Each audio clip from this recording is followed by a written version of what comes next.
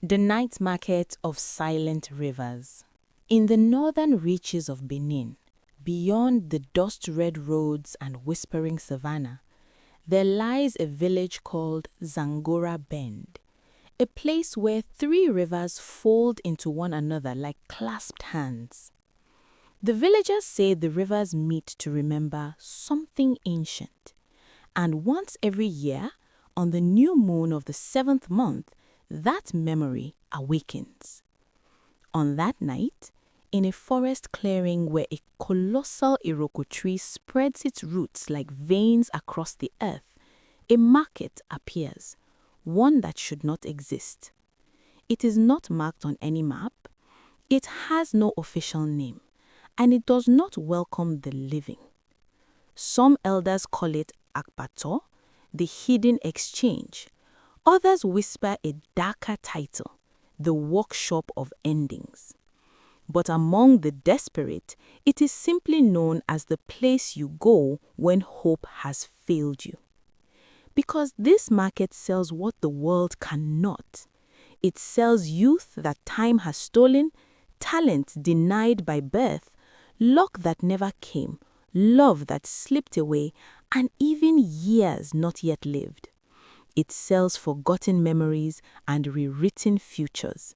And every item, every single one, demands a price that is never fully explained. The traders never lie. They just never tell the whole truth. Everything bought in the night market is paid for twice. Once with what you have, and once with what you become. This is the story of Sadiq Aloba, a farmer's son who believed he could negotiate with spirits, who thought clever words could shield him from ancient laws.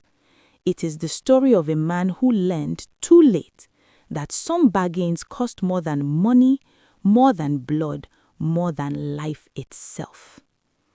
If you have ever wanted something so badly, you would risk everything for it. If you have ever taken a shortcut and regretted it. If you have ever wondered what happens when the living trade with forces older than death, then listen carefully, because our ancestors warned us for a reason. Never bargain with shadows. Never enter markets that appear only at midnight. And never believe you can outwit fate. Sadiq Aloba was born poor and expected to remain that way. His father, Bashiru, owned barely 2 exhausted plots of land, soil so tired it struggled to grow millet. His mother, Zainabu, spent her days dyeing cloth and stitching garments that sold for almost nothing. They had 5 children, and all of them looked to Sadiq, the eldest, as their future. But Sadiq had no future to give. At 24, he was everything the village elders pitied. Intelligent but unschooled, strong but unconnected, honest but invisible. In Zangora Bend, opportunity belonged to those with family names, land, or influence, and Sadiq had none. No man without means was considered ready for marriage, except Lamia loved him anyway. She was the village headman's daughter, educated, graceful, respected, and against all expectations, she chose Sadiq. "I don't love your pockets," she would whisper by the riverbank. "I love your heart." But her father did not share her sentiment. "My daughter will not marry struggle," the headman declared coldly. "You have no land, no future, no standing.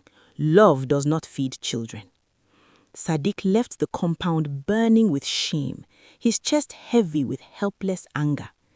That night, as he walked beneath the iroko tree, someone stepped out of the darkness. An old woman, bent, wrapped in garments from another century. Her eyes were white with age, yet somehow she saw everything. "You want to change your fate," she said. Sadiq froze. She smiled, revealing teeth sharpened in a style long forgotten. "The night market opens in 3 days," she whispered. "Come with something precious. If the spirits favor you, you may leave with more than you brought." Then she disappeared, not walking away, but unbecoming like smoke in wind.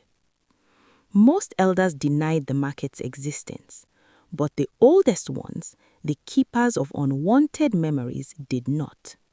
One told of a woman who bought youth and watched her children age into graves. Another spoke of a man who bought wealth and buried everyone he loved. "The traders are forest beings," warned Mama Kande, the village priestess. "They grant exactly what is asked, but never what is understood." Sadiq listened, and still he went, because desperation deafens wisdom. At midnight, the clearing transformed. Lanterns floated without chains, stalls stretched farther than space allowed. The air smelt of incense, decay, and hunger. The traders had no faces, only suggestions of them.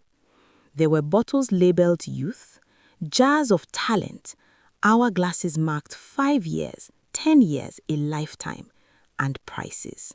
A memory, a dream, a child's laughter, a parent's peace. Sadiq finally chose talent, honest agricultural talent. The trader, appearing as a gentle grandmother, warned him, "You will prosper, but sweetness will leave you." He agreed. What she did not explain, what he did not understand, was that sweetness does not belong to one person alone. Sadiq's harvests tripled, his land expanded, his name rose. He married Lamia, but joy began to vanish from his family. Laughter dulled, music lost meaning, smiles faded. The sweetness of life drained, not from Sadiq alone, but from everyone he loved. When Sadiq returned to the market, desperate to undo the damage, he was given a final choice: restore their joy at the cost of his own happiness forever. He chose them. Sadiq lived long, his family thrived, his children laughed, but he never felt happiness again. On his deathbed, he told the truth, and the story was passed down. The Iroko tree still stands, the night market still appears, and people still believe they will be different. But the truth remains. There is no shortcut without sacrifice, no gain without cost, and no bargain without consequence. So, ask yourself, what would you trade for what you want most? And who would pay the price with you? Because some markets should never be entered, and some desires cost more than we can afford.